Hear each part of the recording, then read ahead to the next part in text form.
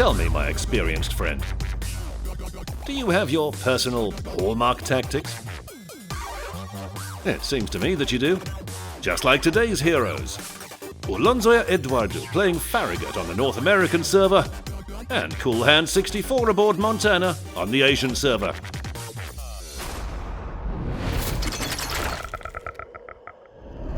Let's start with Farragut. I'll tell you right away, this is the most unusual battle we've had in Sea Smackdown. Our hero chose seemingly weird tactics. Keep away from combat action.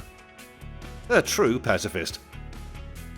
The destroyer sailed along the very edge of the map, covertly, calmly, without being detected even once.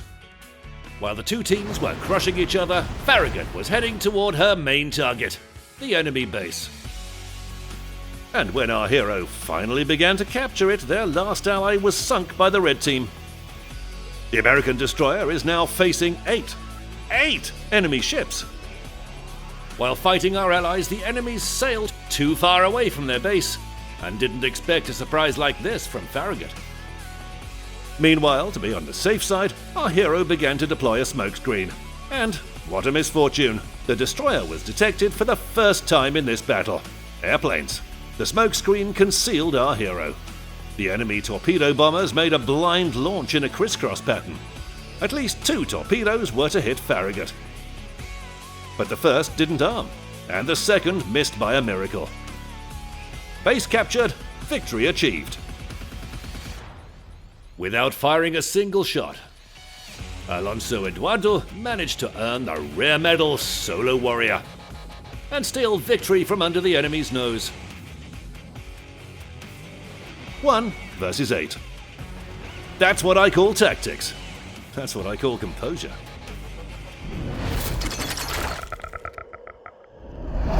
As for our second hero, you wouldn't be sneaking and hiding when playing a tier 10 steel monster.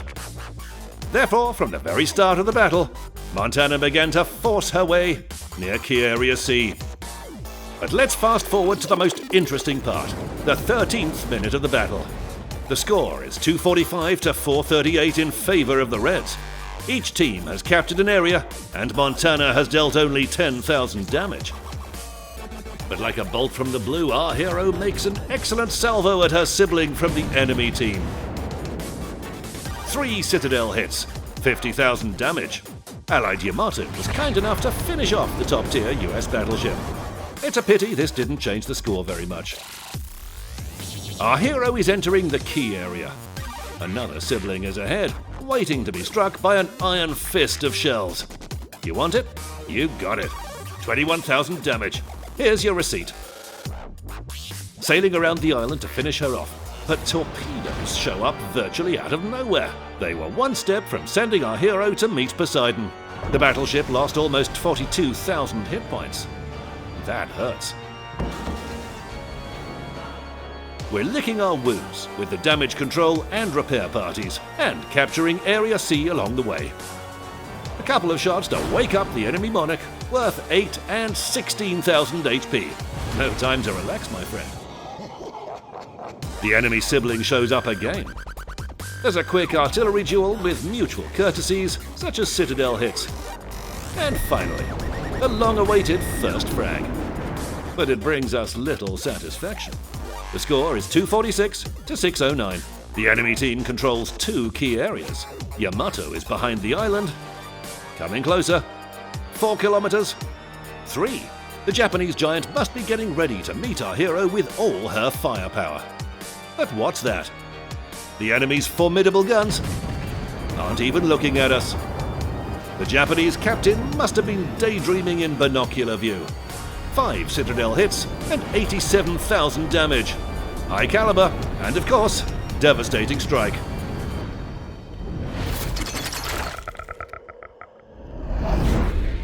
Yamato's hull was still floating when an enemy Minotaur appeared ahead.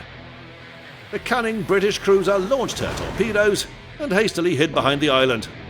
Montana did her best to dodge the torpedoes, but still got hit by one of them. That's okay. Combat scars are a battleship's ornaments. Meanwhile, our team has 3 ships versus 4, and we're still losing by points. 357 to 772. The sly Minotaur showed up again, deployed a smokescreen, and began to tear away the remaining bits of our HP. But Montana isn't a piece of cake. You can't just take and eat it. Firing the bow guns at Moskva, aft ones at Minotaur. Double strike, and another devastating strike earned. The next moment, a frightened Yugumo jumps out from behind an island. It's the very ship that treated us so painfully with torpedoes at the start of the battle. Let's take her down, so that she won't do this again. Kraken unleashed. And that's when we suffer a blow from enemy Iowa. Montana has only 2,000 HP left, and we can't fire in return. An island is in the way. The score is 490 to 669. 2.5 minutes remain. The enemy battleship finishes off Allied North Carolina, 436 to 715. Our hero cautiously sails around the island.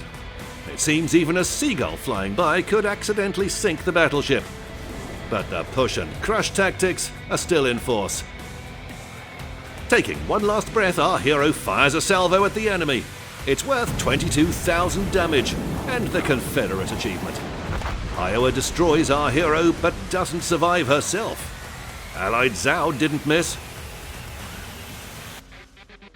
Victory. 1 minute left before the end of the battle.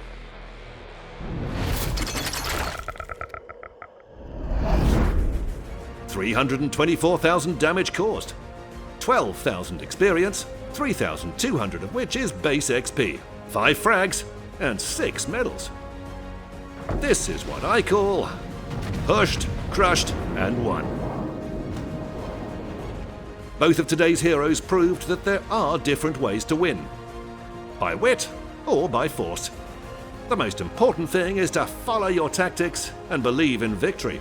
As you know, victors are not judged, they are rewarded. With doubloons and the Sea Smackdown commemorative flag.